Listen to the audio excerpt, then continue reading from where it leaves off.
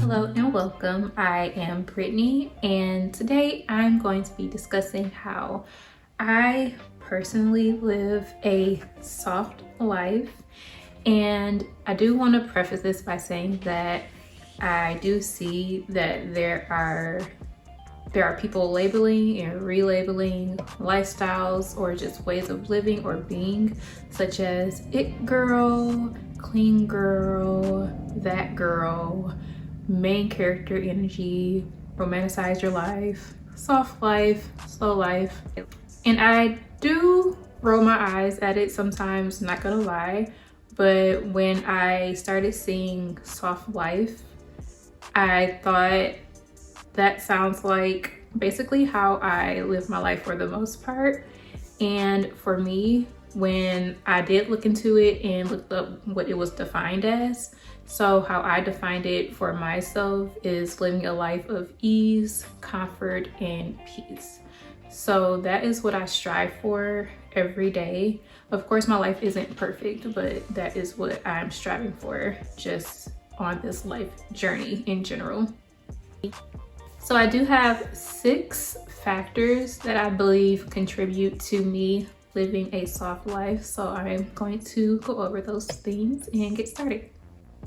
So just in general, I feel like you have to deal with the inside or the more meaty issues before you can deal with all the little frou-frou and, you know, cute things that go along with being or having a soft life.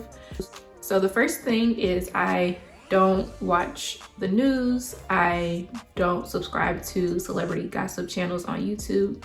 I just avoid media outlets on purpose.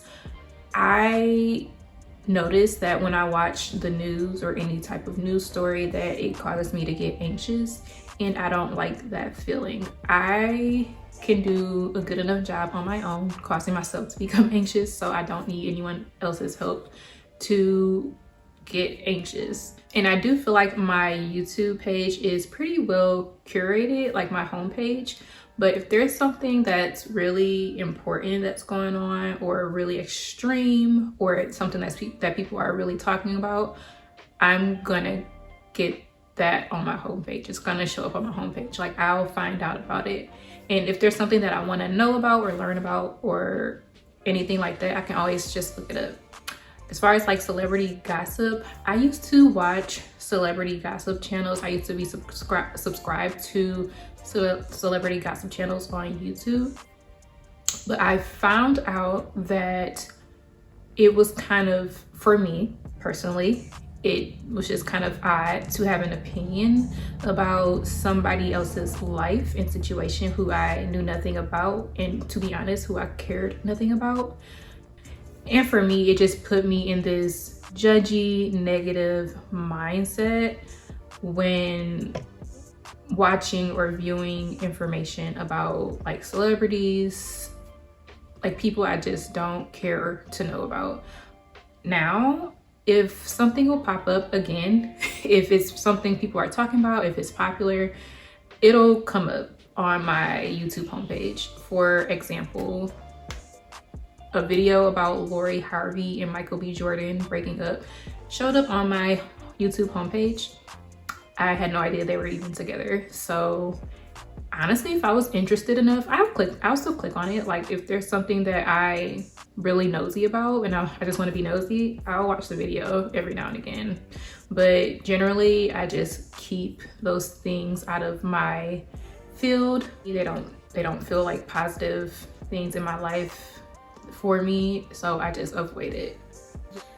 So secondly is doing inner work. So this was really what changed things for me in my life when I became really intentional about doing inner work, because you can be living a soft life on the outside but still have that inner turmoil. So what really changed things for me was really becoming aware of my inner thoughts and feelings and learning why I had those inner thoughts and feelings, and then finally being able to address the childhood wounds, trauma, or anything like that. Just addressing it head on so it doesn't continue to affect my life in ways that I wasn't previously aware of. So I wouldn't want those things to affect my life in the future. And I know inner work is like a topic within a topic within a topic. You can do inner work with dating, limiting beliefs, trauma, so many different things. But I do believe the key is to knowing what you need to address in that moment and then finding an outlet to address what that is, such as therapy, journaling, reading self-help books or anything like that, those type of books. It's just finding that outlet and addressing that issue head on, whatever it is. And that really helped me just learn more about myself and become more self-aware of what triggered me, and then learning how to heal from that and not letting it affect me in the future. I'm not 100%, I don't think you ever can be 100% done with like doing inner work, but just with certain things, they don't affect me like they used to. And that does give me peace. So next up is having a routine, but not feeling like you always have to stick with it. So I'm a very routine person. I have routines and systems for almost everything because it really helps with my anxiety. Like, it helps when I make lists, or I have routines for like when I clean, when I wash my hair, like set days on when I do things. But I did find over time, like I have learned like within the last year or so, that being too strict with my routine causes more harm than good. For example, on Sundays, that's my relaxed day. I don't do anything on Sunday. I do not go out.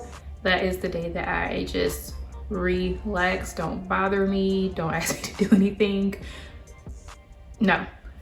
But I realized that I was just being too rigid with that, because I would have, someone calling me or, to go do something fun. And then I'm like, no, this is my day that I relax. So I'm not doing anything. Or I would be kind of annoyed that someone would ask. But I found that if I was annoyed, but I'll go do it anyway, I was happy that I did go out and do whatever that was. So I realized that I was kind of missing out on life by just being too strict with some of my routines. So like I said, it is important to have routines set in place so you're not always having to think about every little thing or when you're gonna do this, how you're gonna do that, and just scrambling. But at the same time, it is good to get out of your routine sometimes, maybe push things back a day, just to live life and have fun. Just go out and have fun. So yeah. So the next one, I think I'm on number 4. The next one is be in tune with your body. If I'm gonna feel like some type of negative emotion, I'm usually probably gonna be annoyed. So if I'm annoyed, I'm either hungry, tired, or uncomfortable. So when I'm feeling that way, I just do a, body check. Just stop. Okay, what's going on? Are you hungry? Are you tired? Are you uncomfortable? Or it could also be a person or a situation, but usually I'm just well aware of that right away if it's a person or some type of situation I'm in that's annoying me. But yeah, I just try to be more aware of my body and what's going on. So, 5th thing is to keep your cool when you are in some type of situation that isn't peaceful or that is causing you stress. So my life is definitely not 100% perfect or peaceful all the time. Things come up. We're living this human life and things happen, things come up.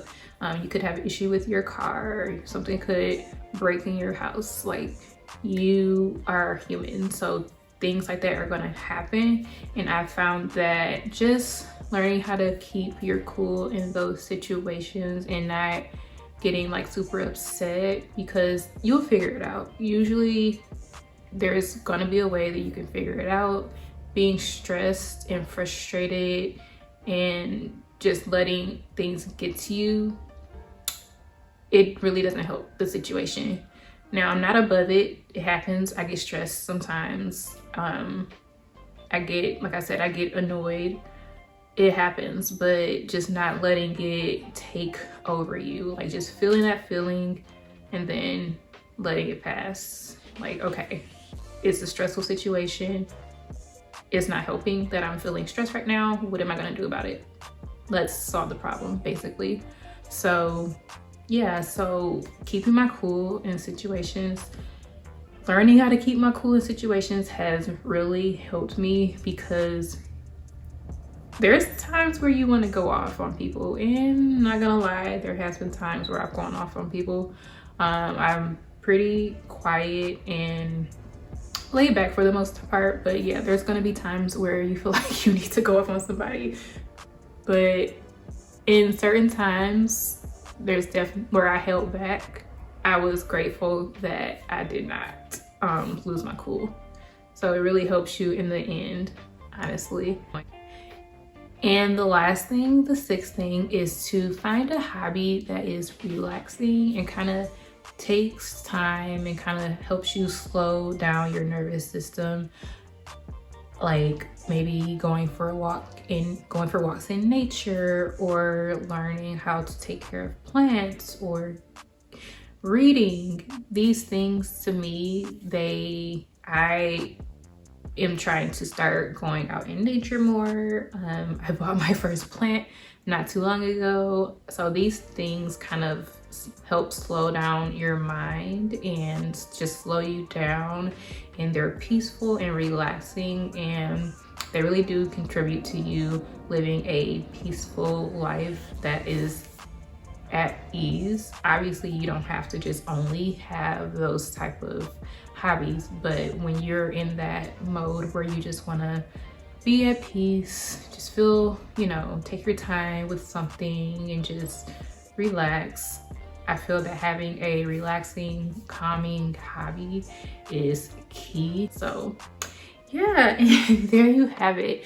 Those are 6 ways that I have found helped me to live a more soft life. And they're not, like I said, they're not just surface level things. As you can see, most of it is like working on the inside. So I work on my inside too, so that it can reflect on the outside, because I feel like that is the most important when you want to live a certain type of life. So let me know what you think. Do any of these things help you live a soft life for yourself? What do you even think about that term, living a soft life? Let me know in the comments, and thank you so much for watching. Bye.